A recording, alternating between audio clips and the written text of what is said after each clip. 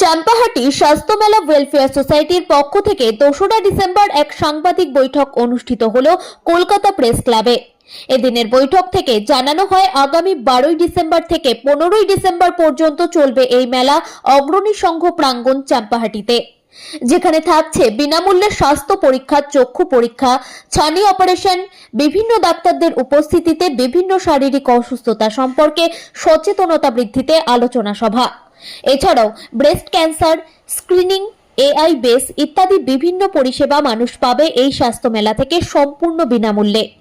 এর সাথে থাকবে বিভিন্ন নামি দামি শিল্পীদের উপস্থিতিতে সাংস্কৃতিক অনুষ্ঠান, এমনটাই জানিয়ে বক্তব্য রাখলেন সংস্থার ডাইরেক্টর প্রসেনজিৎ মিস্ত্রি, ডক্টর অজয় কুমার চক্রবর্তী, শেখ জসিমউদ্দিন মণ্ডল, সমীর কুমার দাস, ডক্টর শুভদীপ চক্রবর্তী, খেলোয়াড় অমিত ভদ্র, সুরকার অশোক ভদ্র সহ অন্যান্যরা।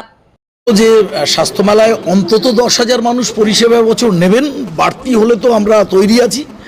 আর এই স্বাস্থ্য মেলায় বিভিন্ন আকর্ষণ 4 দিন 12, 13, 14, 15ই ডিসেম্বর দুপুর 2টো থেকে র্যালি শুরু হবে, অসাধারণ র্যালি।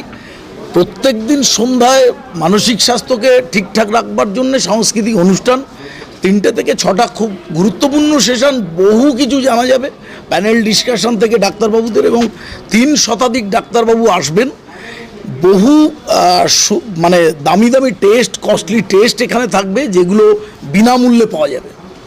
প্রথমত ধরুন, বাইপাসের যে সমস্ত হসপিটাল, আরএনটেগর থেকে আরম্ভ করে রুবি জেনারেল হসপিটাল, যারাই আছেন, অ্যাপেলোর সাথে এখনও কথা চলছে, মণিপাল হসপিটাল, কম বেশি অনেকেই আছেন, 40টার বেশি স্টল হবে হসপিটাল আর ডায়াগনস্টিক সেন্টার মিলিয়ে, তারা তো আছেন। কিন্তু প্যারালালি আমরা হোমিওপ্যাথি কথা বলছিলাম, স্যারের সাথেই কথা বলছিলাম, তো সেটা আমরা একটা সেগমেন্ট রাখবো। এবং আয়ুর্বেদ অন্যান্য বছর মেলায় স্টল থাকে, এবারেও থাকবে।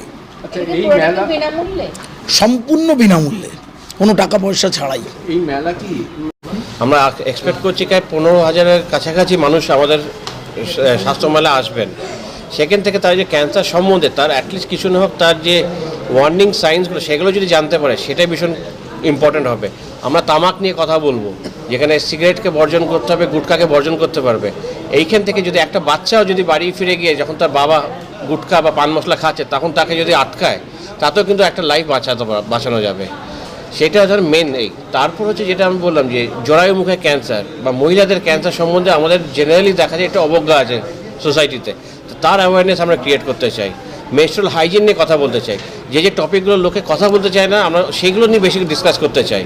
ক্যান্সার মানে মৃত্যু নয়, ক্যান্সার হ্যাজ মাল্টিপল আনসার।